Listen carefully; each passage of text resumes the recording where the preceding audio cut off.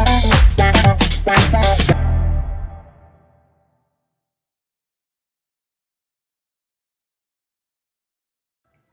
Students, motion chapter ए part 5। यहाँ हम graphical representation करेंगे। जैसा कि चैप्टर का नाम है मोशन। मोशन का मतलब किसी ऑब्जेक्ट का अपनी पोजीशन को चेंज करना। सपोज ये ऑब्जेक्ट यहाँ से यहाँ पहुँच गया, तो इसका मतलब क्या, ये कुछ डिस्टेंस कवर करेगा और ऑब्वियसली टाइम तो मूव करता ही है, तो उसमें वो कुछ टाइम लेगा और इसका जो रेशियो होता है उसी को हम क्या कहते हैं, स्पीड कहते हैं। तो यहाँ पर को हमने पहले क्या, इनके फॉर्मूले डिराइव करना सीखे, हमने इक्वेशन ऑफ मोशन पढ़ी। अब हम पढ़ेंगे ग्राफिकल रिप्रेजेंटेशन। तो किसका ग्राफिकल रिप्रेजेंटेशन? मोशन का। मोशन मतलब कुछ डिस्टेंस ट्रेवल करना, कुछ टाइम टेक करना। तो इन दोनों को हम एक ग्राफ में रिप्रेजेंट करेंगे। इसका मतलब ये किसको रिप्रेजेंट करेंगे? ये ग्राफ रिप्रेजेंट करेगा स्पीड को। क्यों?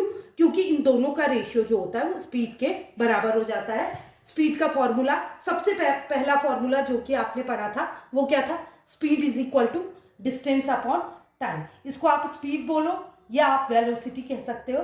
तो velocity is equal to displacement upon time.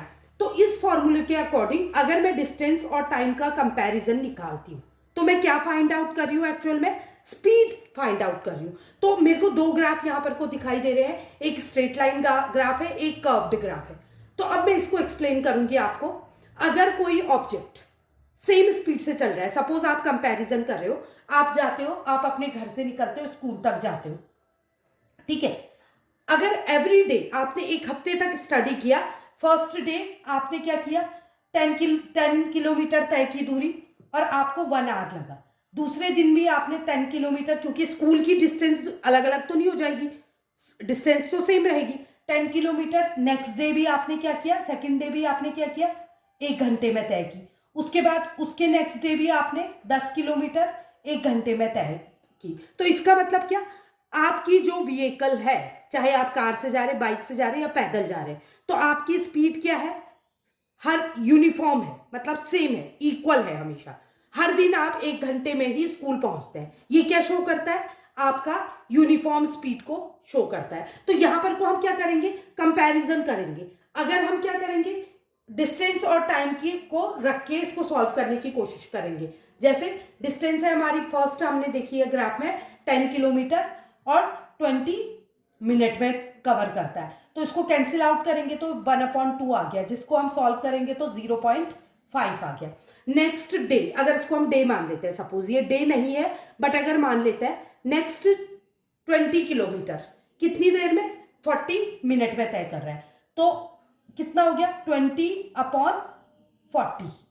अब इसको अगर आप सॉल्व करोगे तो अगेन आपका क्या आ रहा है, 1/2 इज इक्वल टू 0.5। नेक्स्ट है 30/60। अगेन आप सॉल्व करोगे तो कितना आ जाएगा, 1/2 इज इक्वल टू 0.5। तो यहां पर को आप देख रहे हो कि डिस्टेंस ट्रेवल जो है, travelled is directly proportional to time taken है। ये आपको मैंने प्रूव करके भी दिखा दिया। तो ऐसा ग्राफ जो होगा हमेशा स्ट्रेट लाइन ग्राफ बनेगा। वो भी एक स्ट्रेट लाइन ग्राफ है जो कि क्या कर रहा है, एक्स एक्सिस में टाइम को रिप्रेजेंट कर रहा है और वाई एक्सिस में डिस्टेंस को रिप्रेजेंट कर रहा है। और डिस्टेंस और टाइम के रेशियो को हम स्पीड कहते हैं, इसलिए ये ग्राफ यूनिफॉर्म स्पीड को शो कर रहा है। तो यूनिफॉर्म स्पीड का ग्राफ हमेशा स्ट्रेट लाइन ग्राफ होगा, क्योंकि यूनिफॉर्म स्पीड क्या शो करती है, जो डिस्टेंस ट्रेवल्ड है वो हमेशा क्या होता है, डायरेक्टली प्रोपोर्शनल होता है टाइम टेकन के। मतलब दोनों इक्वल रेशियो में या तो बढ़ते हैं या घटते हैं। तो dt graph is used to determine the speed और वेलोसिटी ऑफ एन ऑब्जेक्ट। तो dt ग्राफ का यूज क्या है, ये स्पीड या वेलोसिटी रिप्रेजेंट करता है किसकी, मूविंग ऑब्जेक्ट की। वो ऑब्जेक्ट गाड़ी भी हो सकती है, वो आप पैदल चलते हुए भी हो सकते हो, वो ये मेरा मार्कर भी हो सकता है। अब इसके अगेंस्ट जो दूसरा ग्राफ है वो भी मैंने सिमिलर ग्राफ बनाया है, t जो कि x एक्सिस में है टाइम, और डिस्टेंस जो है y एक्सिस में है। लेकिन ये ग्राफ में आपको कर्व दिखाई दे रहे। तो कर्व मतलब, और चढ़ता हुआ कर्व है, तो चढ़ता हुआ कर्व माने ये एक्सेलरेशन को शो कर रहा है। इसके अपोजिट अगर मैं ग्राफ को ऐसे दिखा दूं तो ये क्या दिखाएगा, ये नीचे की ओर झुकता हुआ, ये रिटार्डेशन को शो करेगा, डिस्टेंस का कम होना शो करता है। ये स्पीड को स्पीड अप होना शो करता है। तो ये एक्सेलरेशन और ये नेगेटिव एक्सेलरेशन को शो कर रहा है। लेकिन ऐसे ग्राफ में अगर आप रेशियो निकालोगे, मतलब अगर आप स्पीड निकालोगे डिस्टेंस अपॉन टाइम के फॉर्मूले से, तो हर बार आपकी वैल्यू अलग अलग आएगी। मींस यूनिफॉर्म नहीं है। यूनिफॉर्म माने सेम स्पीड नहीं है।